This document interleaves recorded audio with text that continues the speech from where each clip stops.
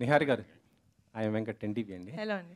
నిజంగా మీరు mega doctor కాదు, తెలుగింటి బంగారం అనుకోవాలి. అయ్యో, థ్యాంక్ ఎందుకంటే ఈ టైంలో కష్టకాలంలో నిజంగా ఫ్లడ్స్ వచ్చి ఇది అవుతున్న ఈ టైంలో మీరు 5 lakhs డొనేట్ చేయటము నిజంగా ఎవరు కూడా అంటే ఇటు మెగాస్టార్ చిరంజీవి గారు, పవన్ గారు, తర్వాత రామ్ చరణ్ గారు ప్రతి ఒక్కరు చేశారు.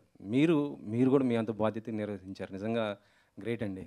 థ్యాంక్ యూ అండి. మీ మొత్తం కూడా నిజంగా చెప్పాలంటే ఈ సినిమా సక్సెస్ మీట్లో మీరు ఇది కూడా మీ బాధ్యత కూడా నిర్వహించారు. ఈ సినిమా మనం గతంలో చూస్తుంటే ఈ సినిమా ఆల్రెడీ 2-3 సార్లు మాట్లాడటం కూడా జరిగింది. యాక్చువల్లీ చెప్పాలంటే ఇంకా కూడా థియేటర్లో ఇంకా కొన్ని ఏరియాలో ఇంకా బాగా రన్ అవుతుంది. ఇంకా ఇప్పుడు ఓటీటీలో వస్తుంది కాబట్టి ఇంకా అందరు కూడా రీచ్ అవుతారు. మీ నుంచి నెక్స్ట్ ప్రాజెక్ట్ ఎలా ఉండబోతుంది ఏంటి అనేది ఇంకొకటి ఉంటుంది. డెఫినెట్గా పింక్ ఎలిఫెంట్ పిక్చర్స్ నుంచి నెక్స్ట్ అనే కాదండి, ఏ ప్రాజెక్ట్ వచ్చినా కూడా నా వ్యూ నేను ఎలా సెలెక్ట్ చేసుకుంటాం, మేమందరం మా టీం వాళ్ళు ఎలా సెలెక్ట్ చేసుకుంటాం అంటే ఫస్ట్ రిలేటబిలిటీ.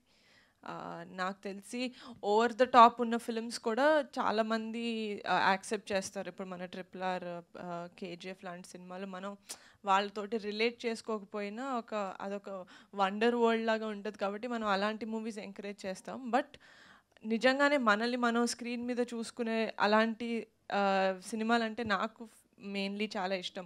సో డెఫినెట్గా ఒక రిలేటబిలిటీ అనేది, ఇంకా ఎక్కడో ఒక సెన్సిటివ్ సైడ్ని టచ్ చేసే సినిమాలంటే నాకు చాలా ఇష్టం. సో డెఫినెట్లీ అలాంటి సినిమాలు సెలెక్ట్ చేసుకుంటాను. అంటే మీ సినిమా చూసి మొత్తం కూడా కొత్త డైరెక్టర్, కొత్త ఆర్టిస్టులు మొత్తం డేర్ చేశారు కదా. ఇలాగే కొత్త వాళ్ళతో చేస్తుంటారా, లేకపోతే కొంత ఎక్స్పీరియన్స్ అంటే నెక్స్ట్ టైర్ 1 హీరోస్ ఇలా అందరూ ఉంటారు కదా, వారితో చేసే అవకాశం ఉంటుంది? అంటే అలా ఏం అనుకోలేదండి. ప్రస్తుతానికి సినిమా రిలీజ్ అయినప్పటి నుంచి నేను వింటున్న నరేషన్స్ అయితే అన్నీ కొత్త వాళ్ళవే. కానీ ఒక మంచి కథ అనేది ఎక్కడి నుంచి వస్తుందో మనకు తెలియదు. It could be a veteran director, it could be 1 film director, it could be anyone else, it could be a made in project for someone. So దాన్ని బట్టి ప్రస్తుతానికి అందరివి వింటున్నానండి. ఆ మంచి స్క్రిప్ట్ ఎవరి నుంచి వస్తుందో ఈవెన్ ఐ డోంట్ నో. మీ తమ్ముడు అకిరానంద్ ఇంట్రొడ్యూస్ చేసే అవకాశం మీకు వస్తే చేస్తారా? He still very young, so I don't know if అసలు అకిరాకి ఇండస్ట్రీలోకి వచ్చే ఆలోచన ఉందని కూడా నేను ఎప్పుడూ అడగలేదు వాడిని. సో నాకు తెలీదు.